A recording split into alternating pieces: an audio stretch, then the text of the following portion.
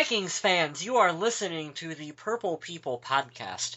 Did you know that 2 out of every 3 doctors recommend us for your daily dose of Vikings news? The third doctor, he's Packers fans. We don't care what he has to say. I am your host, Kyle. Oh, no. I am your host, Kyle West. We got Adam Carlson. That's me. We got Kyle Smith. Hey. We are going to chit-chat about Vikings football. And we are going to pump you up. Ooh. On Vikings football. Not the Aaron Rodgers commercial. Don't mistake it for that. But No. You know what? You mentioned him, and I've got to go along with the other part of the commercial. I have to agree. That was terrible. But I'd like to welcome everyone to episode number 158 of the Purple People podcast. This one is titled Despicable Media. I hope I don't have to explain what Despicable Me is to you guys. I'm hoping I grabbed a reference this time that you guys get. You did, and I'm glad, and I love you. I get it. I worked at the theater when that movie came out, so I've seen it like 800 times, unfortunately. Jackpot. Yeah. Even though I seem like the only guy on earth who isn't looking forward to that Minions movie. I'm No, not. that's a hard pass. I'll wait. That'd be a red box. Be a never box. Yeah, you'd have to. Yeah, that'd be one that you'd have to pay me to watch. Let's take the worst part of Despicable Me and make a movie out of it. People That's love what happens. stupid That's things, what's though. happening. So They do. They absolutely love what it. do we know? We know Vikings football is what we know. That's debatable too. But let's go into the quick hits anyway. Mr. Kyle Smith put this one in here that Fansided has ranked quarterback Teddy Bridgewater as their number 1 breakout player for 2015. I love all the optimism surrounding Teddy Bridgewater this year, but I think that we shouldn't be putting too much of our hopes and expectations there. I remember what happened last year. We were in the same position talking about Cordero Patterson, and that just did not work out as we had hoped that year. So let's keep our fingers crossed and hope that we can see Teddy Bridgewater continue to improve, but I am not going to be the guy that says that he's going to be, out there playing like Tom Brady this year. So I don't know. I'm hopeful, but not pushing too hard. It's one of those things where you wanna flirt with the idea of it, but you don't want to step too far. No, you want to date it, but you don't want to commit to it. I want to give the credit to fan-sided Mr. Matt Verderame. I hope I didn't butcher your name. I'm going with it. But he projects that our Teddy Bridgewater will have 4,321 passing yards, 28 touchdowns to 13 interceptions. If Teddy has that season, I can say now that I think we would clinch a playoff spot. I hope he does that. I hope he does more. But like Mr. Carlson said, we've been in that boat. It's the same story every year. It's just a different name. Who do we think is going to jump up? However, and I'll end it on this. I would love to hear what you have to say, Mr. West. I think with AP back, second year under Norv Turner, and our defense has only got better, I don't see why he couldn't make a huge leap. What do you think? He will make a huge leap. He will be the breakout player for 2015 because Teddy Bridgewater is awesome. That is why. I believe he's the real deal. I believed he was the real deal before the draft. I believed he was the real deal when he got sat behind Castle for the year. I believed he was the real deal when he had to start after Castle's injury, and how they decided to go with him instead of Christian Ponder. Who? Teddy Bridgewater is the real deal. But we can't forget another guy that's been getting a lot of credit for being a breakout player in 2015 for the Vikings. Charles Johnson has been getting a lot of that kind of attention too. And it's not like both these guys have been under the radar very much. If you watched Vikings games, you knew that both these guys are up-and-comers, and that there is a little bit of chemistry between the two of them that can just keep developing. Meanwhile, you've got other sites that are saying that Vikings breakout players are guys like Sharif Floyd and Harrison Smith, Xavier Rhodes. These guys have broke out already. Maybe not to the national media, but around these parts, we recognize their talent for what it is. It's absolutely true. But to see the fact that even Teddy Bridgewater is being recognized the way he is after the colossal fall he took in the draft, People questioning his physical abilities along with his mental toughness and his leadership. To see him doing this the way he is and to see the excitement surrounding him, it's a lot of fun. It's a fun time to be a Bridgewater fan. They And I don't questioned. know if you go on social media a lot, but I've been seeing a lot of my friends. I don't know how about your friends, but I've been seeing a lot of my friends buying Teddy Bridgewater jerseys already. They're loving it. They questioned his mental toughness. Oh yeah. That's a They weird one. question they question everything about. I never saw such love one week and then after a pro day such negativity afterwards, and it's all about gloves too. And then it was knees, and then it was he's too short. He's like Drew Brees, but he He can't can't. command a huddle and He's too quiet. I mean, whatever, man. I think he stepped into possibly the worst situation. The only thing that could have happened worse last year was him to get injured. You don't have your star player, your star running back.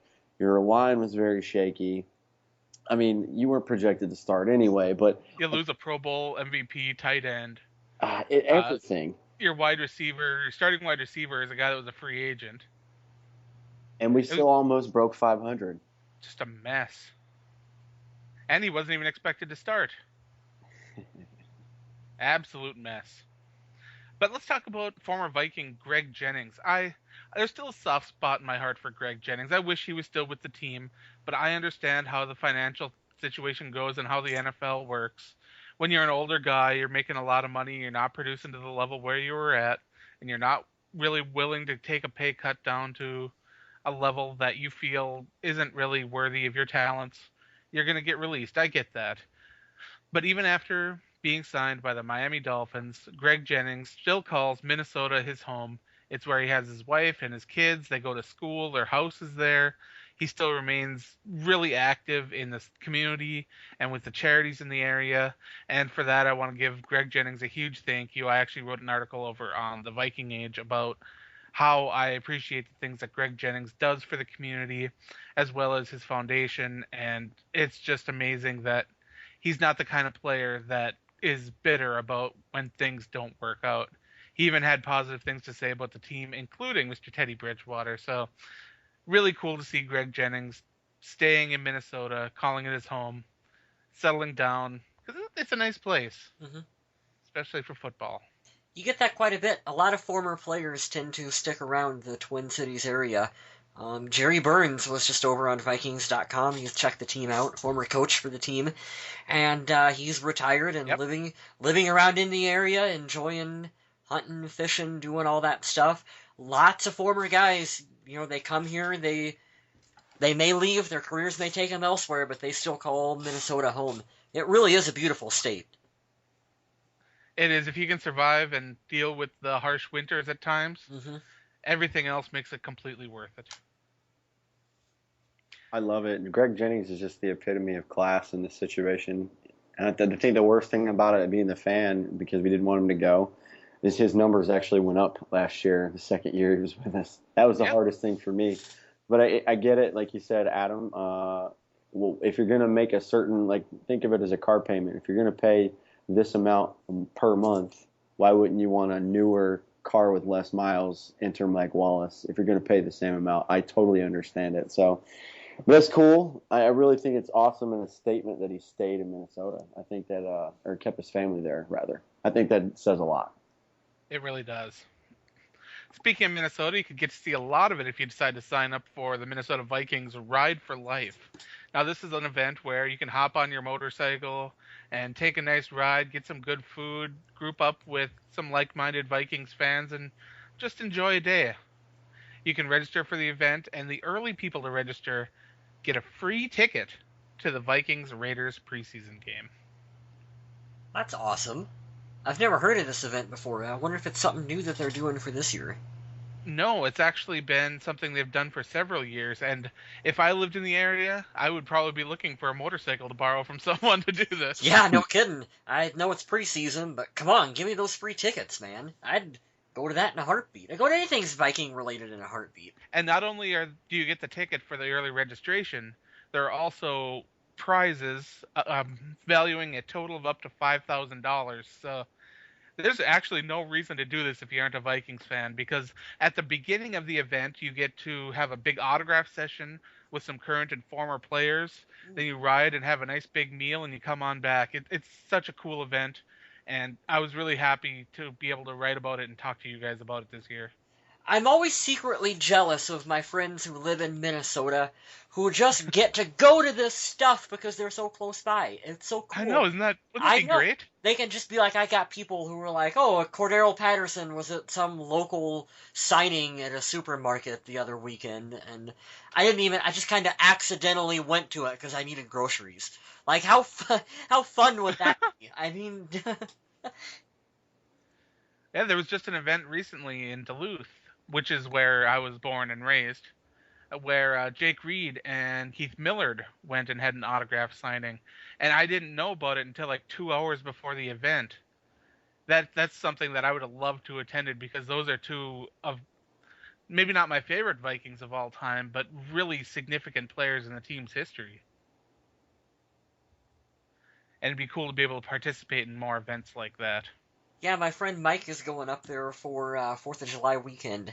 I forget what lake it is they're going to watch fireworks, but there's going to be a couple former Vikings that are signing autographs and doing stuff like that. So it's really cool. Is he going to bathe himself in the waters of Lake Minnetonka? I do not remember offhand.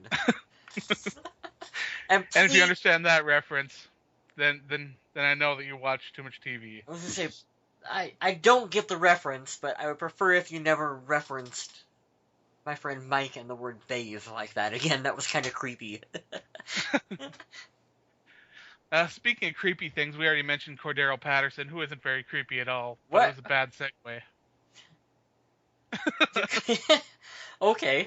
What's And creepy another about bad Cordero, segue. Adam? Well, what happens is he's got this guy on a Segway that follows him around named Paul Blart. Oh, Jesus. No.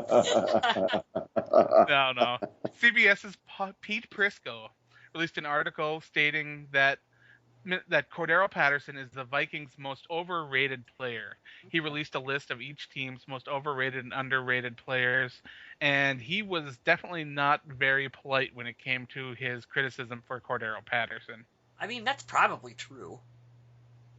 Well, I would have said that last year, but this year, I'd say after last season, he's probably rated fairly low.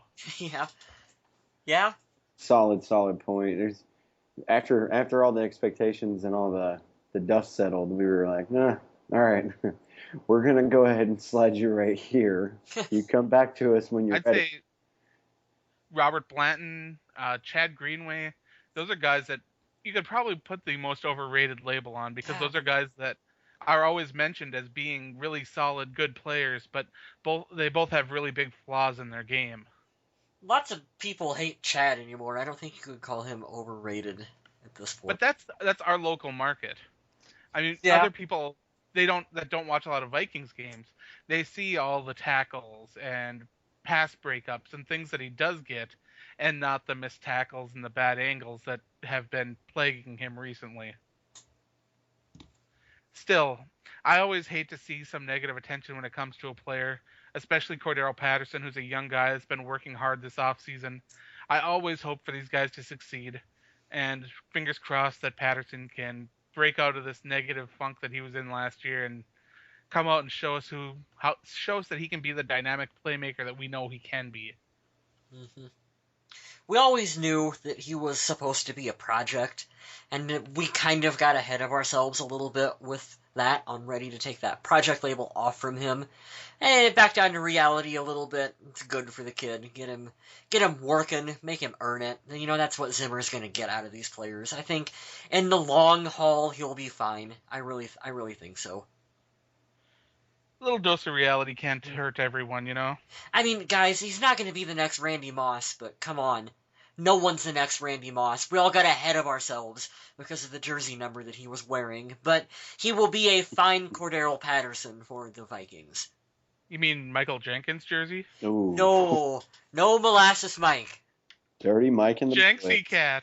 Molasses Mike, Adam. I got another sad quick hit as my final one. Why did I line these up like this? Speaking of creepy, 53-year-old Herschel Walker. See, I can segue too, Adam. There you go. Yeah. But then you don't finish the quick hit. Come on. Well, I don't know. It's your job to do the quick hits, so. Oh, I see. I see how it is. 53-year-old Herschel Walker teased a comeback to the NFL. As a matter of fact, he had some teams that were even interested in him. He reportedly had a camp invite from the Atlanta Falcons, who later came back and said, "Nah, we were just kidding." Oh, Atlanta, that's just mean.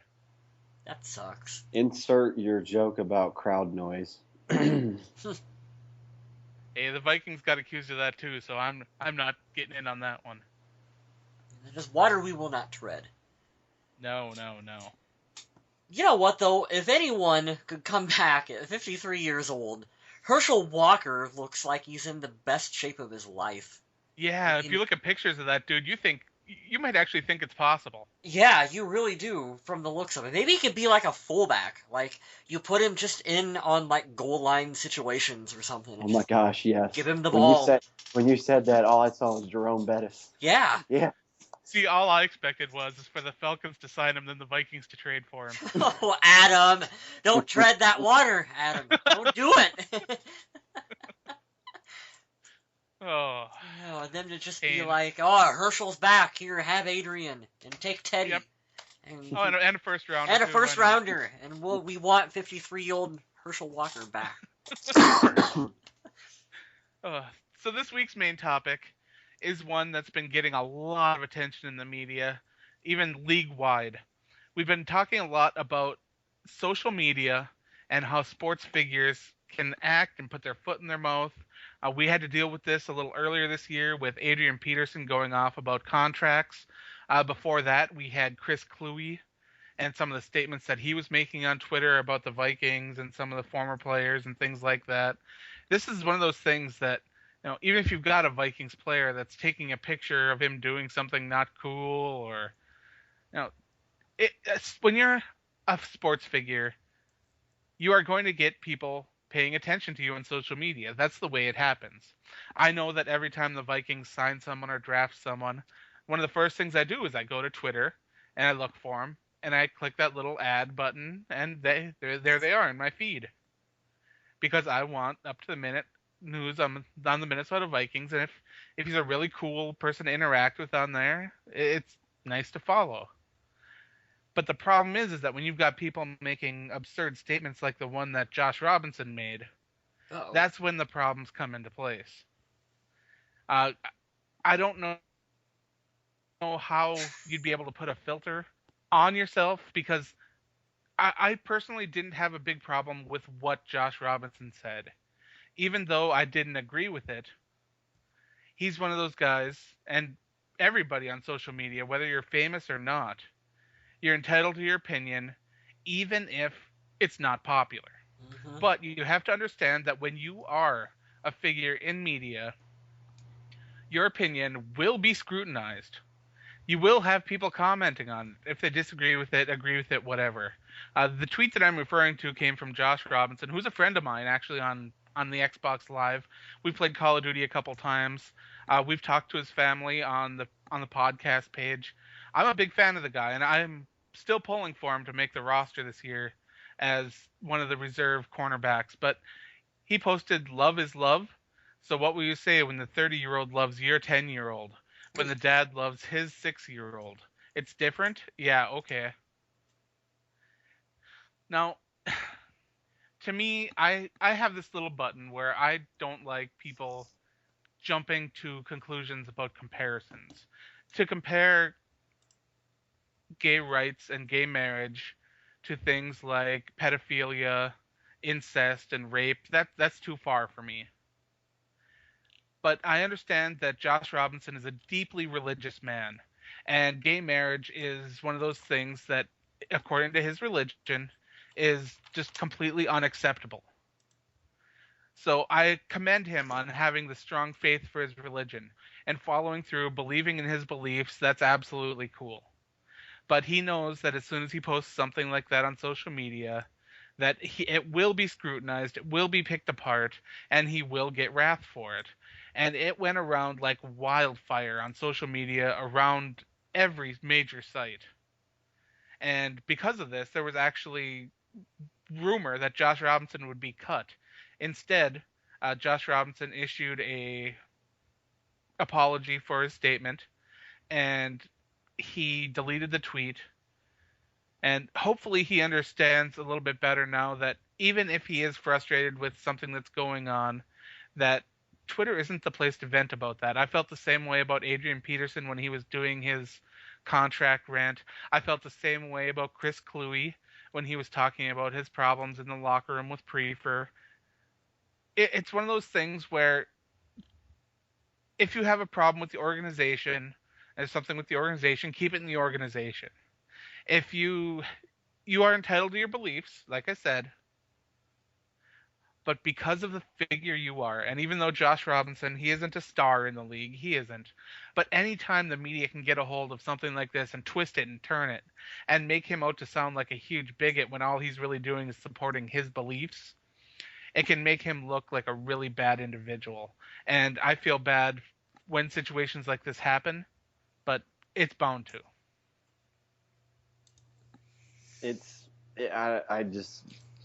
I'll keep this short and sweet. Social media of all formats is like alcohol. If you take it in good amounts and you're responsible with it, you can have a lot of fun. You can meet a lot of people. You can have a good time. But when you get reckless with it, it can tear you apart. And I love, like you said, that he stood up for his faith. Sure. I understand that faith. I come from a similar background.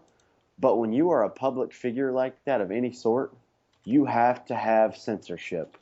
And the worst thing you can do for the NFL right now is to cause a problem. Doesn't matter if he was in a Buffalo Bills uniform, if he was in a Chargers uniform. Right. Every team is going to make you, I mean, your agent is going to call you ASAP and then be like, what the hell is your problem? Delete that. Oh, my Lord, what are you thinking? And I hate that for him because I understand both sides of arguments because I like to look from the outside in and see both sides. But when you have to issue an apology, it's never good on your part. Social media is such a double-edged sword. And that's what I'm going to leave my piece with that.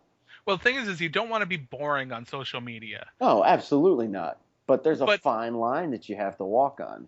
There is. And when you express yourself the way that those former Vikings that I mentioned have, it's just, I don't understand where the benefit is. What's the benefit in posting this? And you know what it always is? It's always about something that's either, I wouldn't say really or overly controversial, but it's either the controversial topics, like right now, this month of June in 2015, we have gay rights and marriage legalized federally. And then we have the Confederate flag, issue and all that good stuff.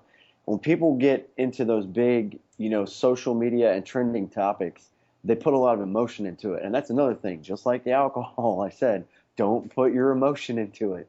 You're going to get carried away whether you want to or not. And being passionate is fine. But, I just can't do it for public figures. You have a platform. You reach out to so many people by the click of a button you don't even realize. And this is what Josh Robinson sent to Master... I can never pronounce the guy's name. Over at Star Tribune. I'll just skip the last name. He wrote, I apologize for any offense my tweets have caused. In an attempt to express my beliefs, I created some confusion with my choice of words, and for that I apologize. I do not equate the Supreme Court's decision on marriage equality with other social issues. There are obvious differences. However, I do believe that God's laws will always supersede man's laws.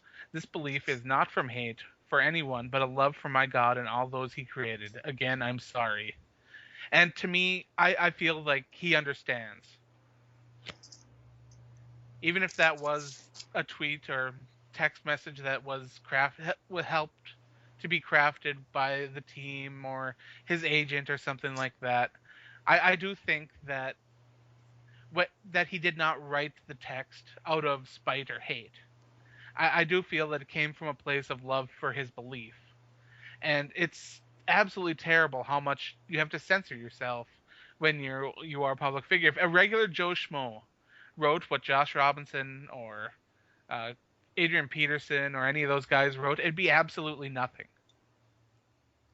but because he plays football for a living, it's huge news and it blows up and it just takes a whole life of its own. It's kind of sad the way it works, really. We got to get Mr. West's thoughts on this. I don't know. You guys pretty much got it covered. I guess I would just say that I respect his opinion, but the way he wrote it was just... It was dumb. I mean, we can word your opinion better than that. You gotta have more common sense. And like you were saying, Adam, I'm looking at his Twitter profile right now. He has 19,991 followers. So, when Josh Robinson says something stupid, a lot more people are gonna see it than when I say something stupid on Twitter and I've got like 200 followers who follow Right. me. So, yeah, duh, of course. But, I mean... I don't know, dude. Like, it's his opinion. Like I said, it could have been wrote better, obviously. But it is what it is. I really don't... I mean, I care, but I really don't care. Don't we all sit around and complain? Don't we all sit around and complain and say, boy, I wish the athletes I follow on Twitter would say something more interesting every now and then, other than just the generic tweets about, I'm going to be here for this signing. Here's a picture of Brian Robinson with a fish. Yeah, and it's like, well, boy, Josh sure did say something interesting this time around. I don't agree with it. Like I said, it was very poorly wrote, but whatever. Whatever, man. We all got the same right to say stupid stuff whenever we want to, and he said some stupid stuff, and we all do it, so whatever. That's my opinion on it. You gotta take responsibility for what you do, and you gotta expect to have a reaction to what you do. Yeah. And I'm glad that hopefully Mr. Robinson has learned a little bit about this. Adrian Peterson, I'm hoping his agent did something, talk to him maybe. I don't know. I hope Adrian's agent didn't talk to him about anything. And we need no more Ben Dogra influence for Adrian. And whatever Chris Cluey is doing these days, I don't know. I don't follow him anymore. He's happily retired. There we go. Is he crusading for anything these days? Oh, of course. I tend to tune that stuff out. But, he writes and does plenty of Sparkle stuff. Pony. Yeah. No, he's got an actual sci-fi book out. I haven't read it yet, but it's supposed to be quite good. So in conclusion, just being a celebrity and posting controversial stuff, not a good idea. Mm-hmm. Stick to posting pictures of your dinner and talking about energy drinks. Keep it light, keep it casual, keep it fun. No need to post things that are going to get people all riled up. But let's talk a little bit more about football instead of Twitter and Facebook and all this other stuff. I like football a lot more than Twitter. So we went on Facebook, which I guess I just told you guys that you shouldn't be, but that's where I was. And I posted the question very late because I forgot to post it until today. Little mistake there on my part. Uh-oh. But I decided to ask everyone, which one position group are you the most confident about heading into the 2015 season? We actually got some pretty cool answers for this.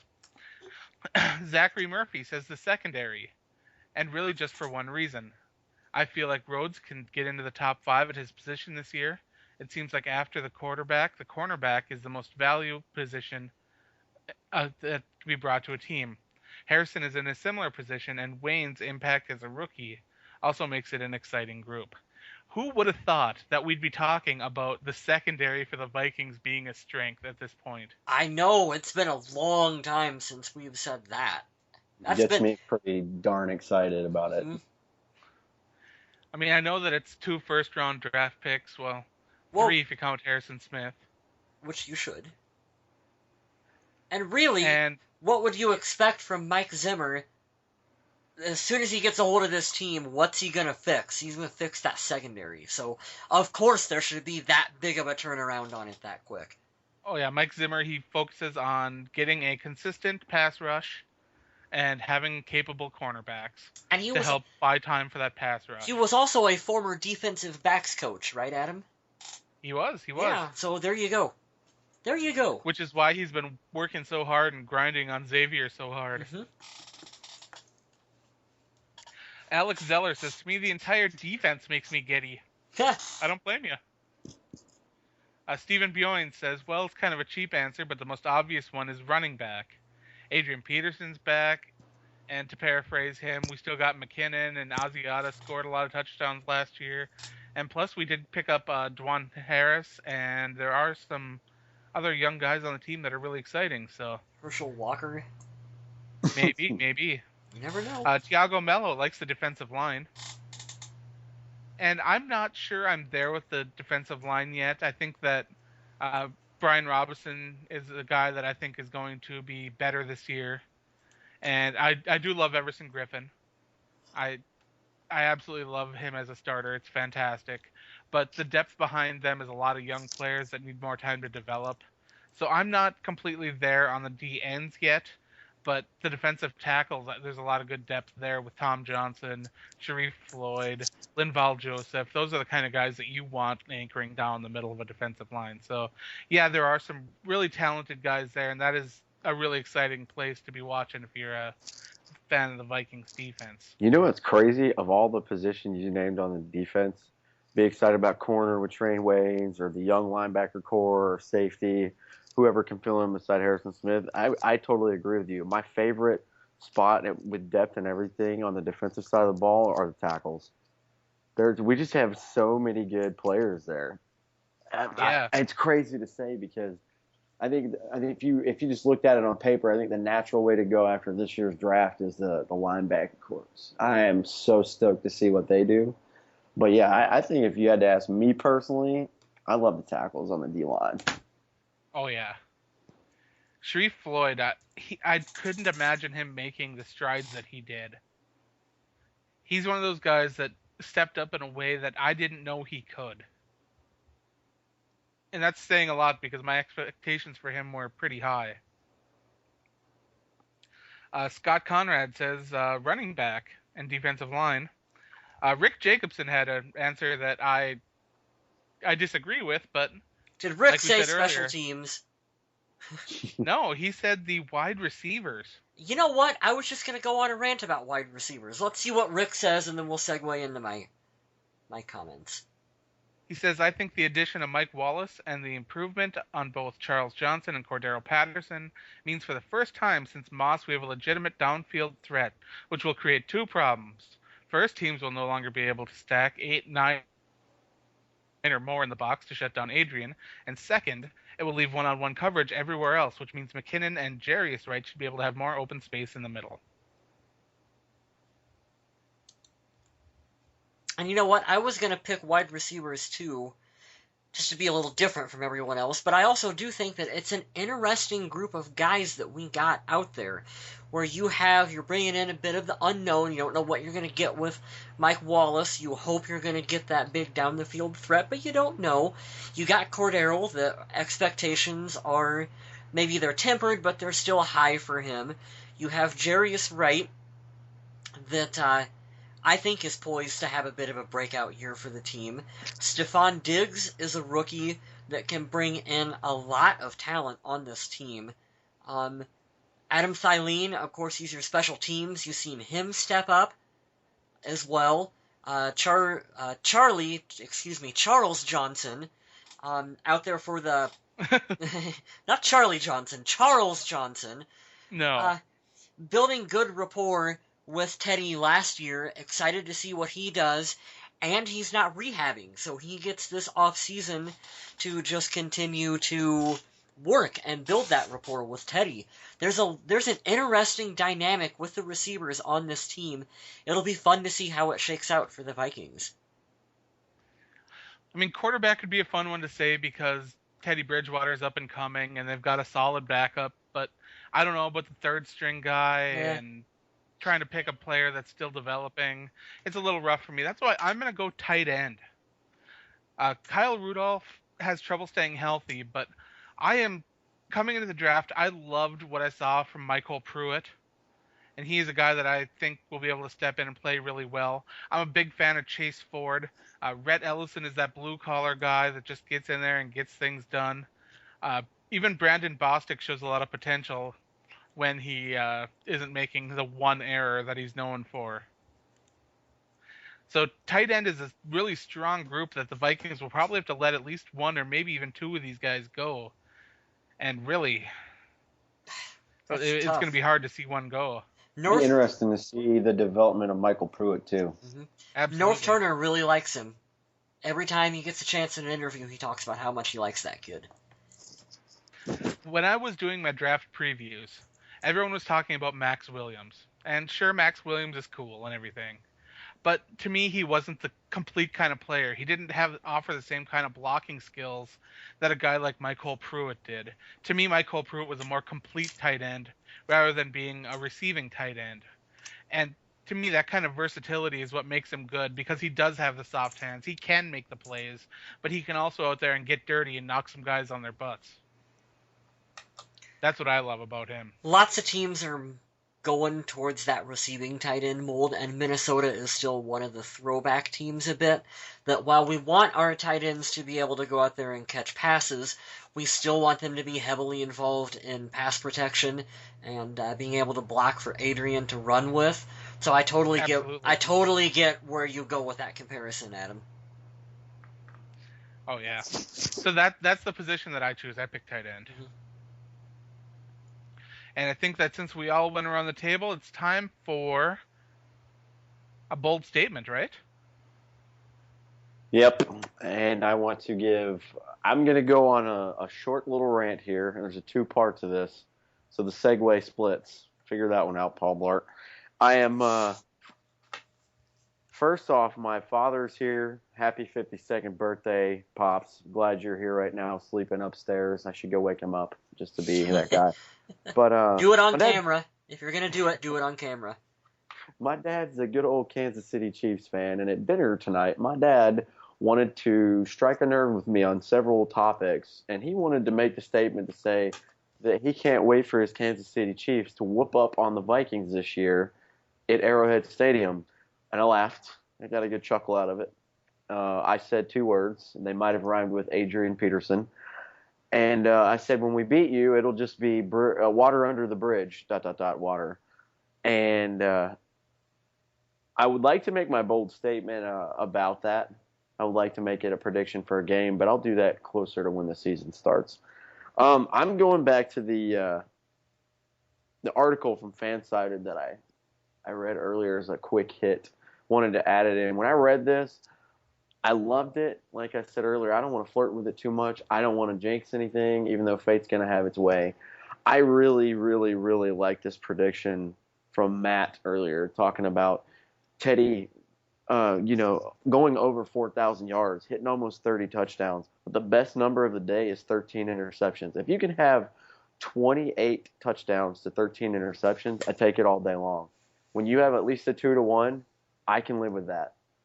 What I love and what I want to press forward in my statement of the week is Teddy Bridgewater continues to make smart choices, and you're going to see that a lot this year. Do you notice what happened last year? North Turner, and this is another article that was out there, get sidebar, he was ranked second out of all the offensive coordinators and offensive minds in NFL.com earlier this week.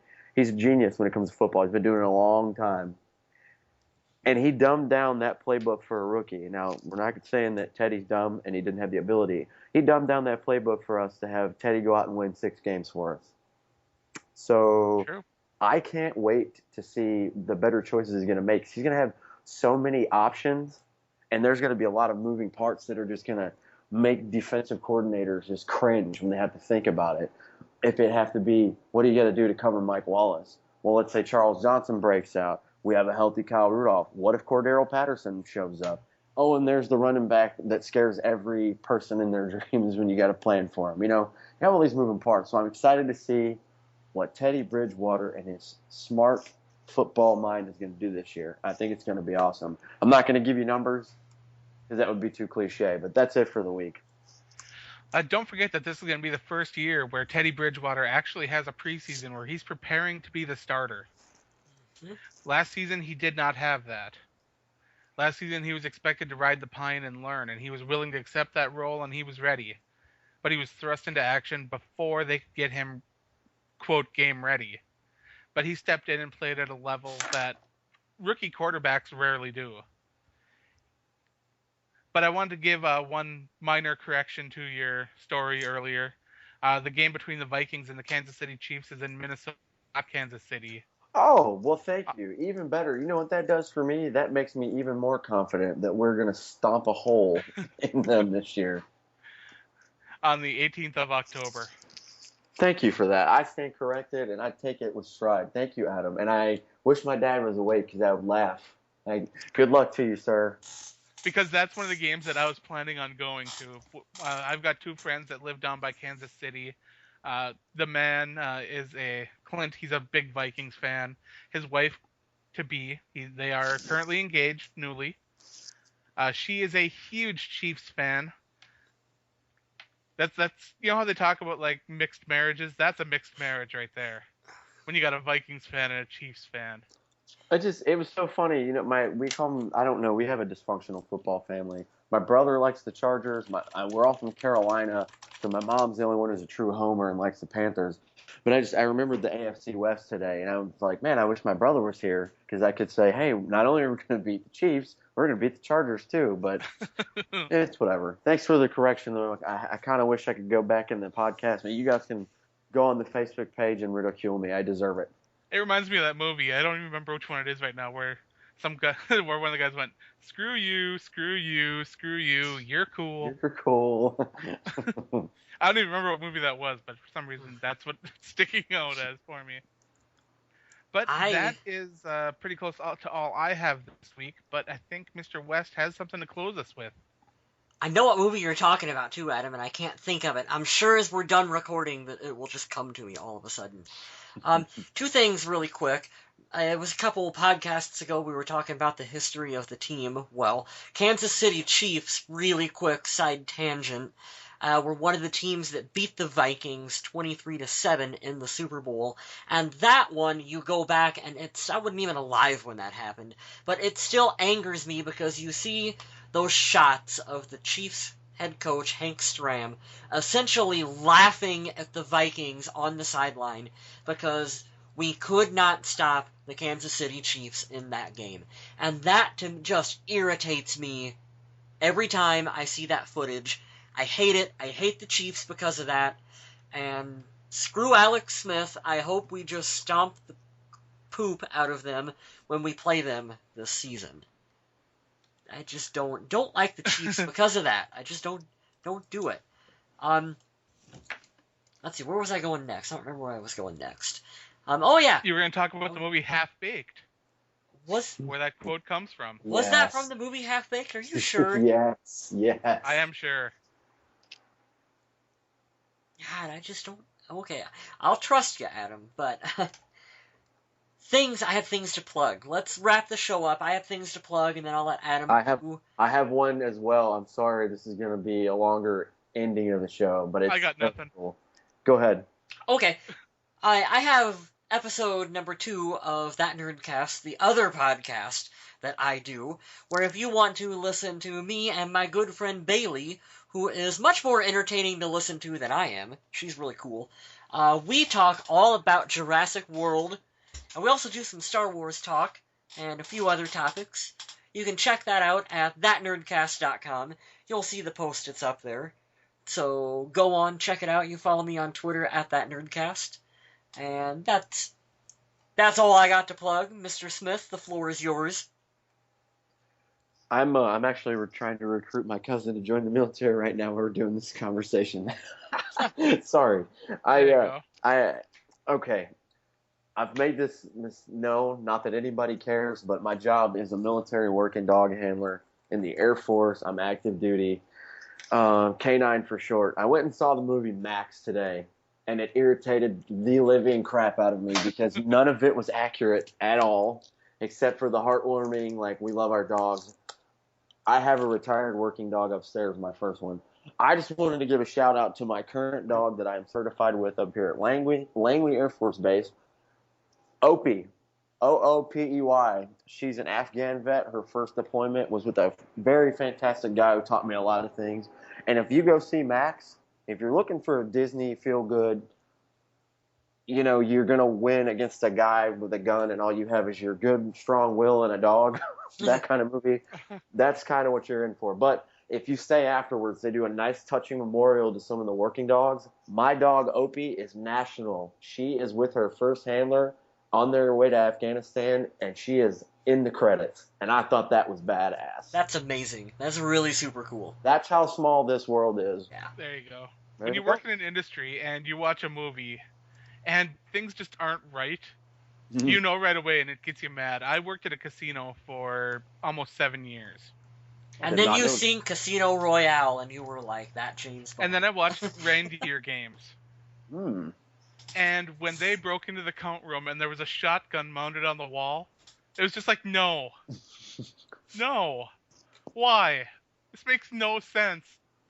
That scene still bothers me to this day. That happened in the theater today. The dog when you find, especially if you're an explosives dog, which I've only had explosives and bomb finding dogs, the dog is not going to scratch when he finds something. He will set it off. That is that is the number one no-no in the canine world. You correct that out of a dog ASAP, and that's what the dog did today. And I'm not even 5 minutes into the movie, and my face palm was so hard, I felt my nose crushing. I was like, no, why did they do that? Okay, we're way off, but I feel like this is interesting, and I have to ask it now. What does your dog do to alert you other than to... If he doesn't scratch, how does it alert you to let you know? Points, right? All they do is sit and stare. Now, depending on the dogs, the way they were taught, there's different ways that they're taught. Some just stand in place, but 90% of them will freeze, and they won't move. That's how you know. And they're going to lock their face directly on the odor. If it's low, they might lay down. If it's high, they might keep jumping, or they might look to the sky. Huh. That is really super interesting. I feel like we could do an entire podcast just asking you questions about your job. I want to join the Nerdcast one day, but we're way off topic now. We got to plug the Facebook page to remind everybody we're talking about the Vikings. That's right. Hey, Head on over to our Facebook page for the Purple People Podcast. Me and Mr. Smith will take care of you over there. At Purple People Pod, that's where Mr. Kyle West will handle all of your Vikings needs. I'm going to get more active here. Nice. I haven't been that active here shortly because it's off season, not a lot to talk about. But training camp's coming around, and then I'll kick back up. I'll be plastered all over Twitter. I'm currently trying to talk Mr. West into signing up for Periscope and having a Purple People Podcast Periscope page, which would be pretty fun. Yeah, I'm going to look into that. We're going to get something going. We want to do really fun stuff for training camp this season. And if you guys ever want to read more of my stuff, head on over to the Viking Age, or if you're into The Walking Dead, Undead Walking exploded again this month, so thank you to anyone that came over and helped me out on the Facebook page for this week. I appreciate it greatly. On that note, I'd like to thank everyone for listening, and remember to stay classy, Minnesota.